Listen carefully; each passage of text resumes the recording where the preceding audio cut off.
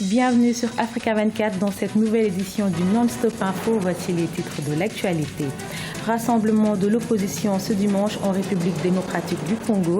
Un meeting qui a pour but d'exiger le respect du calendrier électoral ainsi que l'alternance au pouvoir. En Tunisie, Habib Essid n'est plus Premier ministre. Après 18 mois à la tête du gouvernement, le Parlement a refusé ce samedi 30 juillet de renouveler sa confiance à l'équipe de l'exécutif. Et puis en Guinée, le secteur des télécoms est le deuxième plus grand employeur du pays. Après le domaine minier, la filière représente 22% du produit intérieur brut, soit plus de 2 milliards de francs guinéens. Mais tout d'abord, le Bénin célèbre ce lundi son 56e anniversaire d'indépendance. En prélude à cet événement, le président Patrice Talon s'est adressé ce dimanche à ses compatriotes. Une occasion pour le premier magistrat béninois de revenir sur les contours de son programme de développement. Le président appelle à cet effet à l'union autour des réformes politiques à venir. Objectif, mettre le Bénin sur la voie du développement économique et social, gage de paix et de stabilité. Rassemblement de l'opposition ce dimanche en République démocratique du Congo. Des milliers de personnes sont réunies à Kasavubu au nord de Kinshasa. Ils exigent le respect du calendrier électoral ainsi que l'alternance au pouvoir. Très attendu à cette rencontre, l'opposant historique Étienne Tshisekedi y a prononcé un discours. Écoutons une partie de cette allocution du président de l'Union pour la démocratie et le progrès social.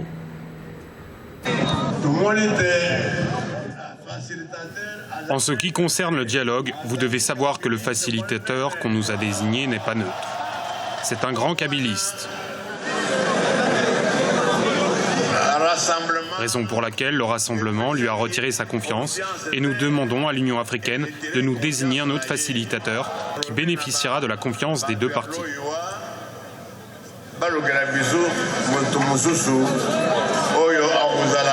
La confiance, il y a parti mi-balé. 19 septembre. Le 19 septembre, conformément à la Constitution, la CENI doit convoquer le corps électoral. CENI a béni le corps électoral. Dans le cas contraire, elle sera accusée de haute trahison.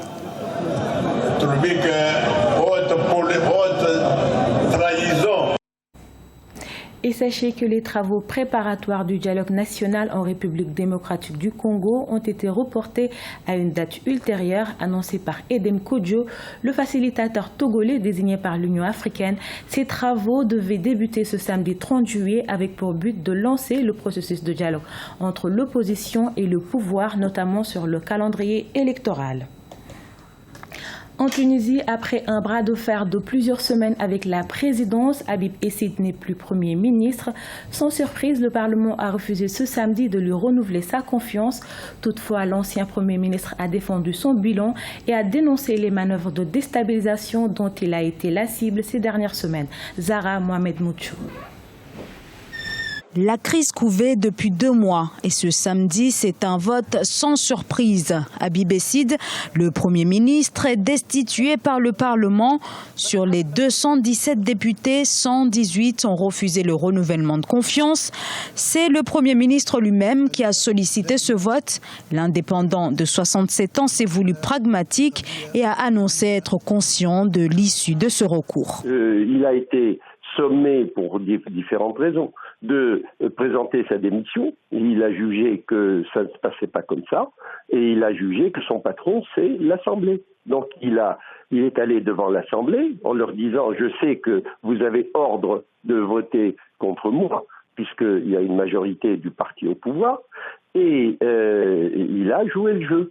Donc le jeu formel est à l'honneur du Premier ministre. Cette séance plénière est l'aboutissement d'un feuilleton qui a commencé quand le président Béji Caïd Essebsi s'est prononcé en juin 2016 en faveur d'un gouvernement d'union nationale. La Tunisie fait face à une économie en déclin avec un taux de chômage de plus de 15% et une chute drastique du secteur du tourisme en raison des attentats de 2015. Un front économique sur lequel était attendu le gouvernement Essid, formé il y a 18 mois, est remanié en janvier. Une équipe qui a voulu sanctionner ce samedi l'Assemblée des représentants du peuple. Et les résultats de cette équipe qui a été mise en place, en fait, par la majorité actuelle. Et c'est elle la vraie responsable. Ce sont ceux qui ont voté à l'Assemblée, qui détiennent la majorité à l'Assemblée, que le peuple leur a confié, qui ont échoué dans le choix de leur équipe et surtout dans le choix du management de cette équipe. Il n'y a rien de ce côté-là. Donc, ils gagnent des élections législatives sans un programme clair, puis après arrivent au pouvoir et s'amusent avec le pouvoir, et puis après les résultats, il y a toujours une facture qui arrive, et cette facture-là, on la passe au ministre. Mais en fait, c'est un échec, comme je l'ai dit, de la majorité qui a reçu la confiance du peuple. Avec un gouvernement considéré comme démissionnaire, une période d'incertitude s'ouvre en Tunisie. Le chef de l'État a désormais la lourde charge de trouver un nouveau Premier ministre. Il s'agira d'une personnalité de consensus susceptible de recueillir l'assentiment des 9 partis politiques. Et les tractations vont bon train à la veille d'une rentrée sociale qui s'annonce décisive. En Guinée, le secteur des télécoms est le 2e grand employeur du pays après le domaine minier. Selon un rapport publié par le ministère des Télécommunications et des Technologies de l'Information, la filière représente 22% du produit intérieur brut. Toutefois, le secteur nécessite de nouvelles réformes pour élargir le marché des télécoms. Les explications de Oumou Kalsoumba. Le secteur des télécommunications guinéen regorge de potentialités. Selon le ministère des Télécommunications et des Technologies de l'Information, il est le 2e domaine pourvoyeur d'emplois après celui des mines. La filière télécom représente 22% du produit intérieur brut, soit plus de 2 milliards de francs guinéens. L'actuel déploiement de la fibre optique portera à un niveau supérieur la consommation des services télécoms dans le pays. Le très haut débit laisse présager, selon des spécialistes, une contribution future encore plus forte du secteur des télécoms dans la création d'emplois et la finance publique. Je pense que le secteur des télécoms en Guinée est un secteur très rentable. Nous avons eu des atouts naturels, comme par exemple le secteur des mines, c'est vrai. Mais aujourd'hui, après ce secteur, selon moi, le secteur le plus rentable, c'est le secteur des télécoms. On a du premier Guinéen jusqu'au dernier, c'est-à-dire de la capitale jusqu'au dernier village de la Guinée. Alors, vous allez constater que, sur 10 Guinéens, au moins 9 sont détenteurs de téléphone. Et si vous prenez les 9 là aussi, vous allez trouver sur les 9, il y a au moins 7 qui utilisent l'Internet, les réseaux sociaux. Le taux de pénétration des TIC est passé de 20% en 2011 à plus de 80% en 2015, avec plus de 9,7 millions d'utilisateurs de téléphones. Les sociétés de téléphonie mobile, selon les clauses de contrat signés il y a de cela 25 ans, versent 3% de leur chiffre d'affaires à l'État. Cependant, des experts jugent encore les tarifs téléphoniques un peu chers. C'est vrai, les gens veulent accéder à l'Internet, aux réseaux que vous savez, mais le coût est très élevé, c'est vrai. Même avec l'arrivée, une première fois, ça a été signalé que les fibres optiques sont déjà là. Et ça a été dit que ça pouvait minimiser les coûts juste à présent. Alors, les consommateurs, souffrent. À l'instar des États africains, la Guinée a fait des avancées majeures dans le domaine des télécommunications. Néanmoins, le secteur nécessite de nouvelles réformes pour élargir le marché des TIC, notamment des télécoms dans la sous-région, et faire de la Guinée un hub africain de télécommunications. La radio Bénin Culture fête ses 17 ans d'existence, émettant à Porto Novo, la capitale administrative. Ce média fait la promotion des valeurs culturelles béninoises. Lefty Onou, notre correspondant au Bénin, nous en dit plus. Reportage. À Porto Novo, la capitale administrative du Bénin, la radio Bénin Culture promeut la culture béninoise.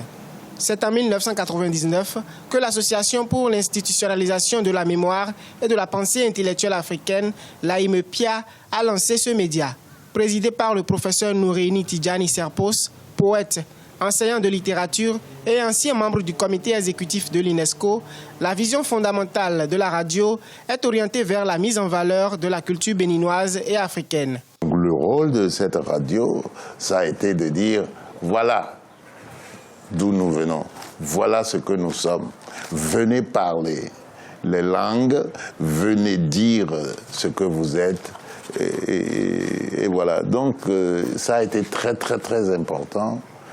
Et nos auditeurs, ils sont vraiment heureux. Et on nous demande de pouvoir étendre la zone de couverture de la radio. Ce média constitue également une tribune privilégiée pour les acteurs du monde culturel et touristique pour la promotion de leurs activités. Outre les émissions de type généraliste portant sur l'éducation, la citoyenneté, la santé, les femmes et les enfants, la grille des programmes offre à l'auditoire une gamme variée d'émissions culturelles axées sur la revalorisation du patrimoine culturel, matériel et immatériel du Bénin et de l'Afrique. Le Bénin a signé beaucoup de conventions pour la protection du patrimoine matériel et immatériel. La radio fait en sorte que ces textes-là soient connus. Et on leur explique la signification de toutes ces conventions-là. Deuxièmement, la radio également insiste et éduque la population. La radio Bénin Culture est une plateforme culturelle qui comprend un projet de musée et un centre de séjour pour artistes en vue de la formation et la mise en valeur de nouveaux talents artistiques. Musée de la rue est le nom attribué à l'espace d'exposition. Près de 2500 pièces d'œuvres d'art sont déjà disponibles dans cet espace artistique en pleine reconstruction. C'était le journal de la rédaction. Merci de votre fidélité. Restez sur Africa 24, l'information continue.